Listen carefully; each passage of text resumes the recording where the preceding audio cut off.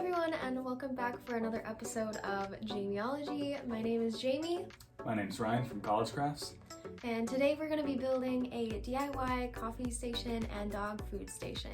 So I'm super excited to show this to you guys, so let's get right into it.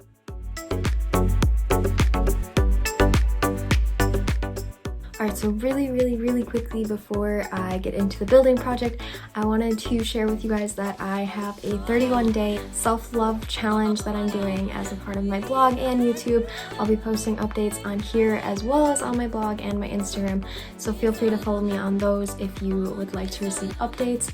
But here are the two challenges.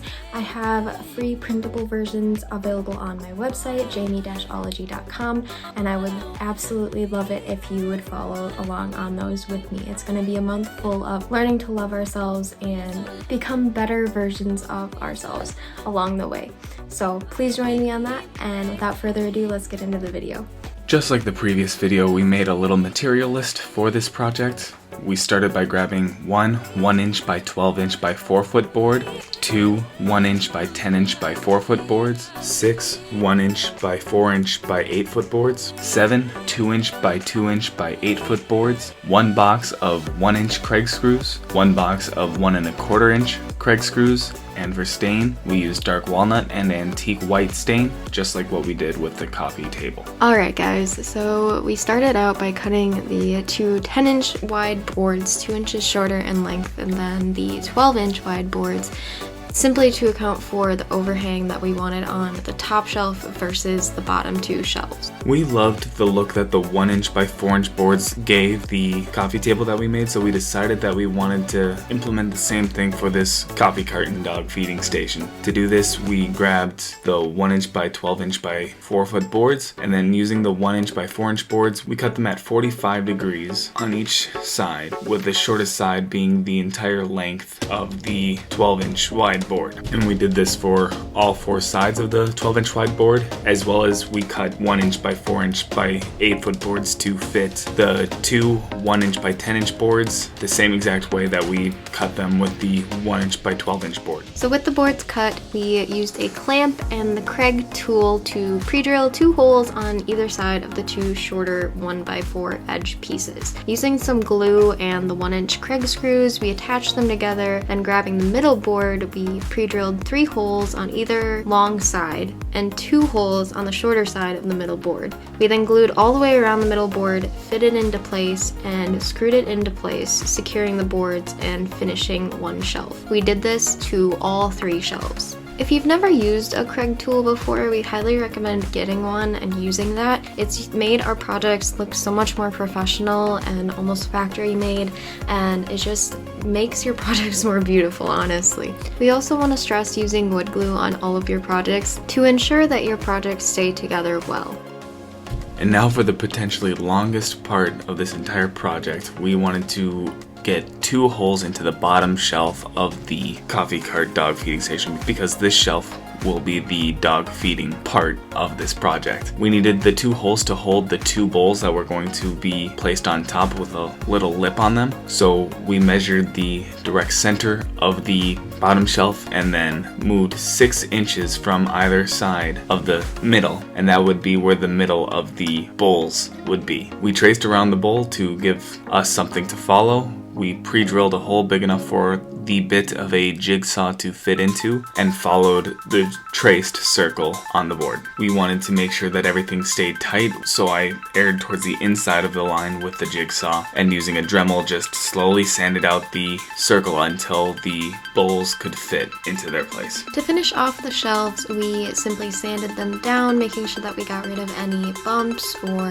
imperfections in the wood. Then it was time to start working on the legs. So we used these reclaimed 2x4 by 8-foot boards and cut them in half with the table saw to make 2x2s. You could simply buy 2x2s if you don't have this reclaimed wood, but it worked out very nicely for us. So we used the 2x2s to cut the legs and the sides of the frame. For us, this meant we needed 4 pieces cut at 41 inches and 6 pieces cut at 50 inches and 4 pieces cut at 13.5 inches. Now it was finally time to start assembling the frame. To do this, we grabbed the Craig guide clamp and bit and pre-drilled 2 holes into either side of one bracer piece, and grabbed 2 legs and using 1 bracer piece, glued and screwed it 3 inches from the bottom of the leg. We did this twice to each side, then using the shorter 2x2 bracers, connected the 2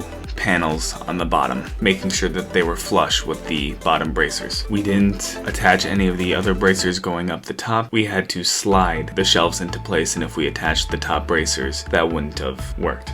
So to get the shelves to fit our frame, we had to mark the legs out onto the corners of the 2 shelves that had a 10-inch width, so the 2 bottom shelves, and then we used a jigsaw to cut out the 4 corners of both shelves. Then it was on to staining. Because we were sliding these shelves into place, we had to stain before putting them on and attaching them. So we stained the shelves a dark walnut color, and we stained the frame an antique white color just to have that color contrast. As always, pick the colors that work best with your home decor and your individual style. Once the stain was dry, it was time to finally start putting the entire thing together. We started by flipping the frame upside down and clamping the bottom panel into place so that it would be easier to screw it together. We grabbed some 2-inch screws and put 3 screws into each of the long sides of the bottom bracer and 2 screws into the shorter sides of the bottom bracers. And then we flipped it back over, attached the 2 long bracers that would be in the middle that were 1 foot from the top, doing the same way that we did before using the Craig holes and guide. Glued and screwed them into place, making sure that everything was flush and level the entire time, and then placing the middle shelf on top of that, and then doing the same thing again with the top bracers and the top shelf. We would attach the shelves by gluing on the top of the bracer, clamping it down, and using 2-inch screws from the bottom, screwing up into the shelf. Alright, so next day we got it home and we decided to add a finishing touch of adding some hangers to the front of it where I could hang my coffee mugs. And I think this just added a really nice touch to it and made it look more homey. And then I added the rest of my coffee cups onto the middle shelf. We had Koda's dog food supplies down on the bottom shelf, along with a cute farmhouse container that we got for his dog food and a farmhouse container that we got for his treats, which I was really happy about. And then on the top shelf, I put my espresso machine, my Keurig, and all my other coffee stuff, as well as a tea kettle that my roommates used. So this is what the finished product looked like. Alright guys, thank you so much for watching another one of my videos. Be sure to like and subscribe to my channel, and also be sure to like and subscribe to his channel, College Crafts, and we will see you in another video.